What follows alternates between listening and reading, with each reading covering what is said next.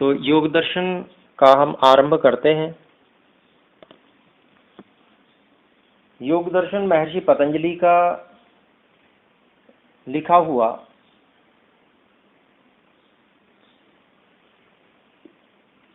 संपूर्ण मार्गदर्शन करने वाला शास्त्र है और इस योग दर्शन में सूत्र शैली से महर्षि पतंजलि ने जो बातें बताई हैं उन बातों की व्याख्या महर्षि व्यास ने व्यास भाष्य में की है। तो इस दर्शन को हम आज आरंभ कर रहे हैं। इसमें 4 पाद हैं। पहला समाधि पाद है, दूसरा साधन पाद है, तीसरा विभूति पाद है और चौथा कैवल्य पाद है।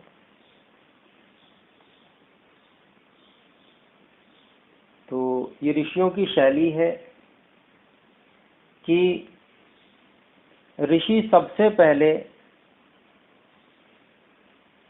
अंतिम बात को बता देते हैं, अर्थात वे लोग जो अत्यंत संस्कारवान हैं, वे लोग रुकने ना पावें, उनको मार्ग पहले बता दिया जाता है जिससे वो शीघ्रातिशीघ्र आगे बढ़ सकें।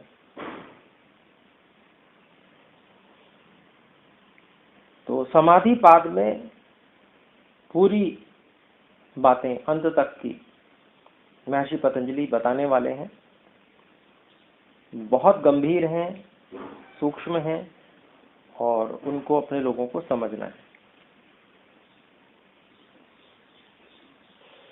तो प्रथम पाद है पतंजलि योग दर्शन में समाधि पाद को हम आरंभ कर रहे हैं। इसमें पहला सूत्र है अथ योगानुशासनम।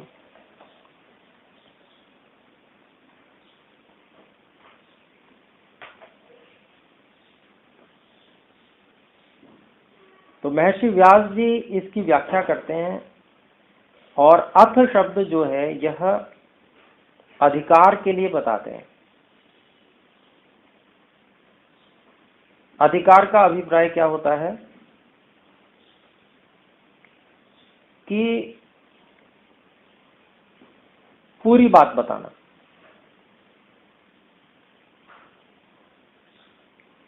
एक विषय लेकर उसके विषय में पूरी बात बताना, यह अधिकार है। तो योगानुशासन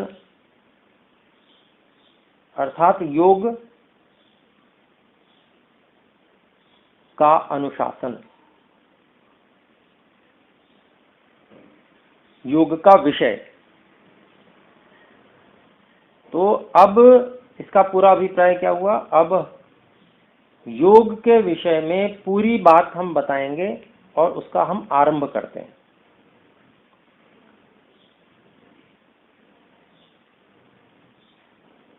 फिर योग क्या है उसके बारे में महर्षि व्यास बताते हैं कि योग है वह है समाधि।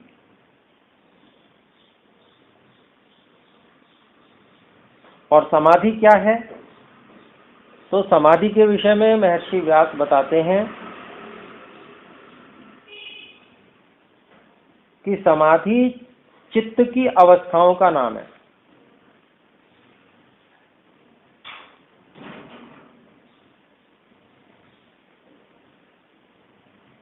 बल्कि चित्त की अवस्थाएं नहीं, बल्कि चित्त की हर अवस्था में होने वाला जो धर्म है उसका नाम समाधि है। और चित्त की अवस्थाएं उन्होंने बताई महर्षि व्यास जी ने, क्षिप्त, मूढ़, विक्षिप्त और एकाग्र,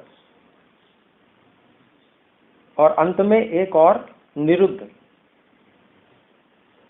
क्षिप्त, मूढ़, विक्षिप्त, एकाग्र और निरुद्ध। ये 5 चित्त की अवस्थाएं बताई। इसको समझ लेते हैं। क्षिप्त अवस्था क्या होती है? अत्यंत चंचल अवस्था। जैसे छोटा बच्चा होता है, कभी एक खिलौना पकड़ता है, फिर उसको फेंक देता है, दूसरा पकड़ता है। हर जो नई चीज आती है उसके सामने, उसकी ओर वो आकर्षित होता है। तो ये क्षिप्त अवस्था, अत्यंत चंचल अवस्था कहलाती है। विक्षिप्त अवस्था उससे कम चंचल अवस्था है, अर्थात थोड़े समय तक एक विषय में एकाग्र भी होता है व्यक्ति, उसको जानता है, लेकिन बहुत अधिक समय नहीं टिक पाता और फिर अगले विषय की ओर उसका आकर्षण हो जाता है, दूसरे विषय में वो लग जाता है, फिर उसमें भी बहुत समय नहीं टिक पाता, फिर तीसरे विषय में लग जाता है। तो ऐसे यह विक्षिप्त अवस्था बताई महर्षि व्यास ने। ये भी मन की एक अवस्था है, चित्त की एक अवस्था है।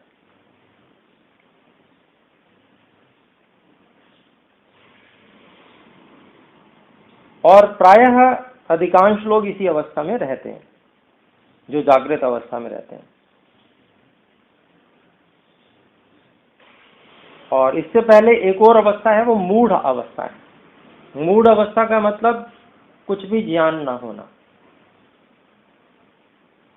अनेक बार ऐसी स्थिति आती है कि ध्यान में बैठे हैं, उषा जी कैसा लगा, कुछ पता ही नहीं चला, ये उत्तर आता है। तो ऐसी स्थिति, अर्थात कुछ भी पता ही नहीं चला, क्या हुआ कुछ नहीं पता चला, तो मूढ़ अवस्था रही है, ये अभिप्राय रहा। मतलब ज्ञान की अवस्था नहीं रह पाई।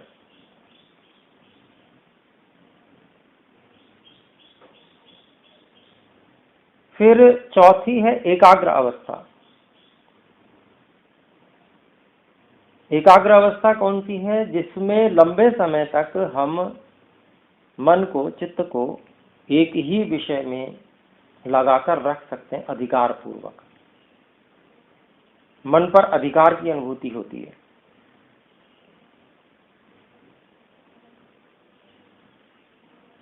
तो ये एकाग्र अवस्था है और इसमें हमें काफी कुछ ज्ञान अच्छा होता है।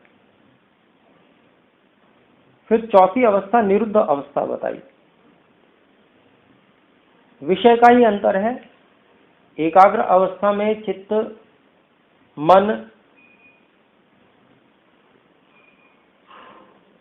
और उसमें विषय लंबे समय तक हम टिकाकर रख सकते हैं। लेकिन निरुद्ध अवस्था में मन, चित्त, उसके सहयोग की भी अपेक्षा हम छोड़ देते हैं।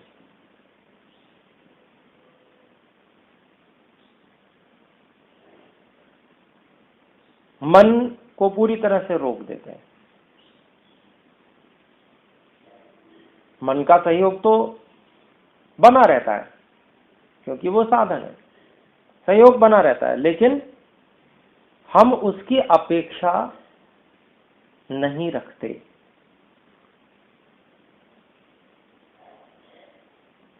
उससे भी विरक्त हो जाते हैं।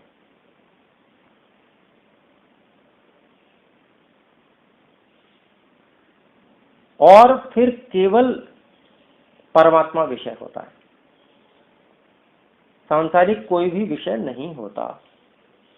अर्थात चित्त अगर हम अंतःकरण के रूप में लें तो अंतःकरण जितने हैं वो भी विषय नहीं रहते, वो विषय भी रोक दिए जाते हैं, उनसे भी वैराग्य हो जाता है, उसकी भी हमें अपेक्षा नहीं रहती।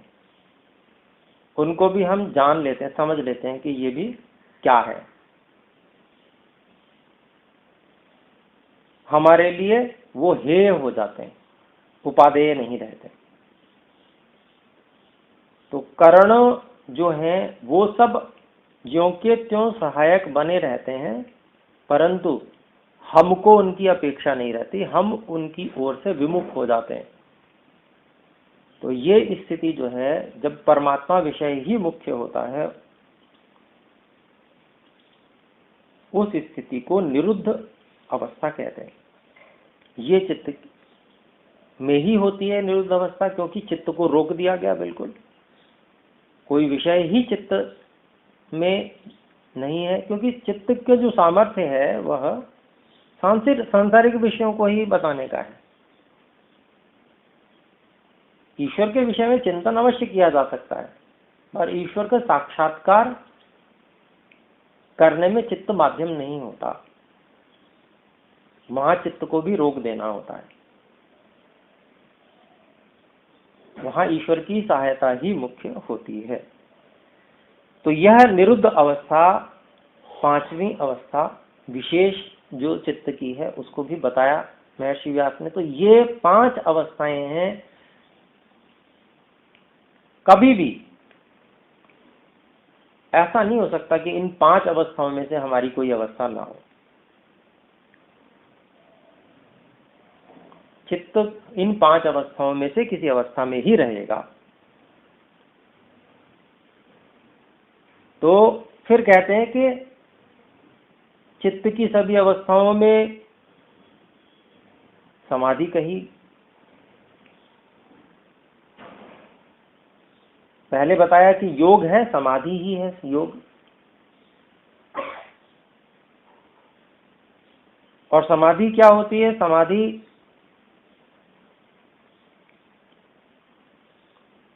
चित्त की जो अवस्थाएं हैं, उन सभी अवस्थाओं में होने वाला एक धर्म है चित्त का, वह समाधि है। तो सभी अवस्थाओं में अगर समाधि होती है तो इसका मतलब क्या हुआ? क्या मूढ़ अवस्था में भी जो समाधि है वो भी योग होगी? उसको भी योग में ही गिनेंगे। जो चंचल अवस्था है, क्षिप्त अवस्था है, उसमें भी जो समाधि है उसको भी क्या योग मानेंगे? तो उसके लिए आगे बताते हैं महर्षि व्यास कि विक्षिप्त चित्त की अवस्था में विक्षेप बार बार चित्त को भ्रमित करते हैं। इस कारण से समाधि तो है लेकिन योग नहीं माना जाएगा, उसको योग के पक्ष में नहीं ग्रहण किया जाएगा। इसका मतलब विक्षिप्त से नीचे की सभी अवस्थाओं में योग नहीं है। तो योग किस अवस्था में है? एकाग्र और निरुद्ध अवस्था में। एकाग्र और निरुद्ध अवस्था की जो समाधि है उनको ही योग के अंतर्गत माना जाएगा, योग के अंतर्गत गिना जाएगा। अन्य अवस्थाओं में जो समाधि है, ज्ञान तो उससे भी हो रहा है कुछ ना कुछ, चंचलता है तो भी कुछ न समझ में आ रहा है, थोड़ी कम चंचलता है तो भी बहुत कुछ जान रहे हैं। मूढ़ अवस्था में जैसे कोई बुद्धि पे पर्दा पड़ गया हो तो जान नहीं पा रहे हैं, ऐसी स्थिति है। लेकिन फिर भी ये तो पता है कि हम जान नहीं पा रहे हैं।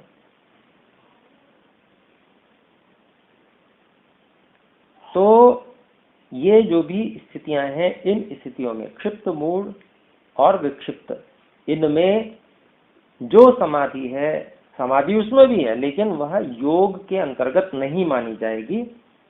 योग के अंतर्गत तो एकाग्र अवस्था और निरुद्ध चित्त की अवस्थाओं में ही जो ज्ञान होता है वही योग के अंतर्गत मानी जाएगी, वह समाधि।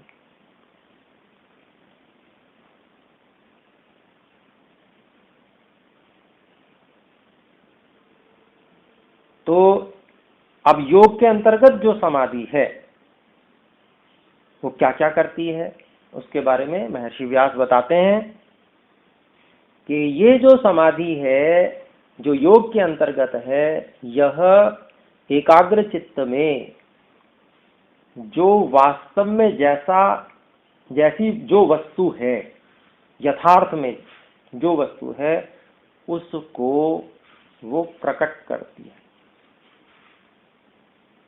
एकाग्र अवस्था में होने वाली समाधि वस्तु के यथार्थ स्वरूप को बताती है। झूठ नहीं होगा उसमें कुछ भी, वो उसको बिल्कुल ठीक ठीक जैसा वह पदार्थ है वैसा ही बताएगी, उसमें वैसा ही वो जानेगा जैसा वो है वास्तव में, विपरीत नहीं जानेगा। तो ये विशेष है एकाग्र अवस्था में। फिर अगली बात कहते हैं कि क्लेशों को क्षीण करती है। राग द्वेष अभिनिवेश आदि पंच क्लेश हैं। अविद्या, अस्मिता, राग द्वेष, अभिनिवेश, इनकी चर्चा आगे आने वाली है। राग द्वेष के विषय में तो थोड़ा सा भी जानते ही हैं, अन्य थोड़े से पारिभाषिक शब्द होंगे तो उसका अभी ज्ञान हो जाएगा आगे। समझ लें कि राग द्वेष जैसे होते हैं ऐसे ही क्लेश वो भी हैं। तो इन क्लेशों को कमजोर करने वाली ये समाधि होती है। अगर हम राग द्वेष को ही क्लेश मान के चलें तो यह जो समाधि जो वस्तु के सही सही स्वरूप को दिखाने में समर्थ होती है, उसका परिणाम ये होता है कि क्लेश जो है वो कमजोर होते जाएंगे धीरे धीरे। और ये समाधि और क्या काम करती है? कर्म बंधनों को ढीला करती है। कर्म बंधन क्या होते हैं?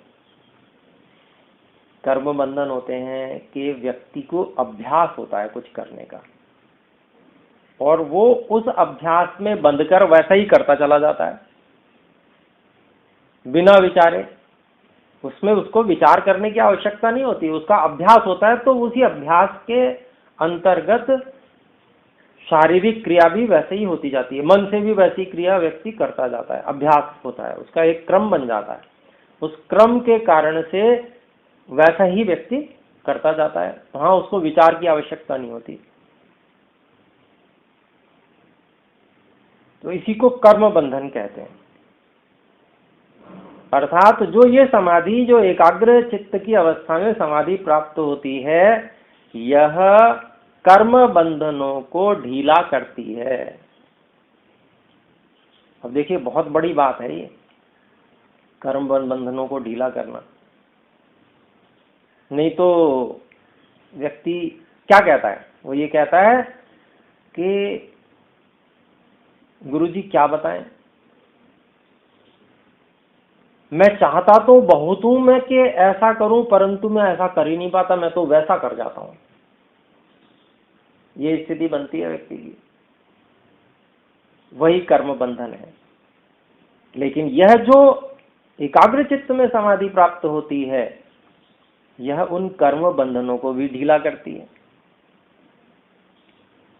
और एकाग्र चित्त में होने वाली समाधि निरोध को सामने लेके आती है। निरोध मतलब निरुद्ध अवस्था को,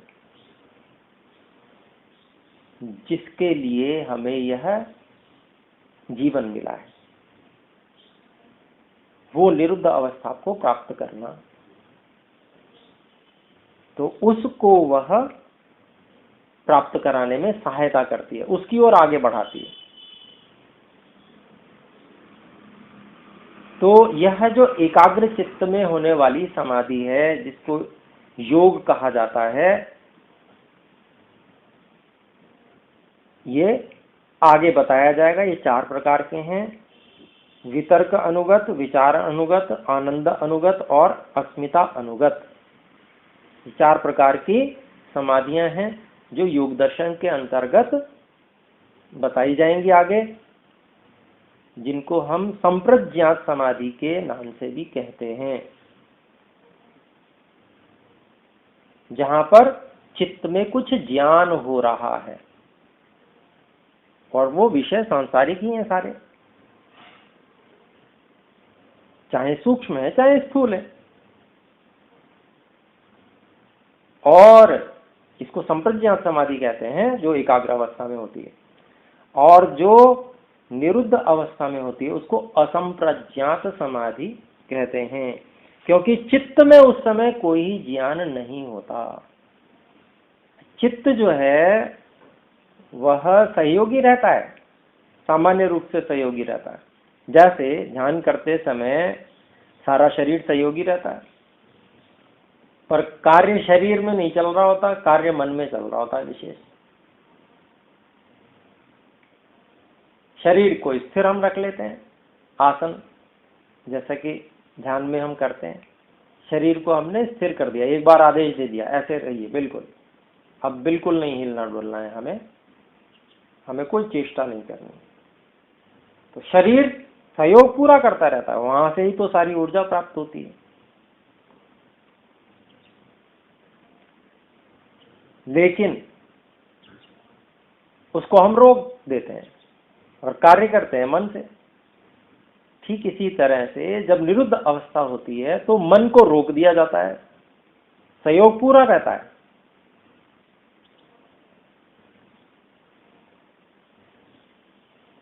लेकिन उसको रोक दिया जाता है। तो वहां पर मन में कोई ज्ञान नहीं होता, सीधे ईश्वर से संपर्क होकर ईश्वर की ही कृपा से ज्ञान होता है, उसी को निरुद्ध अवस्था और असंप्रज्ञात समाधि कहते हैं। तो यह प्रथम सूत्र हमने पढ़ा, अथ योगानुशासनम।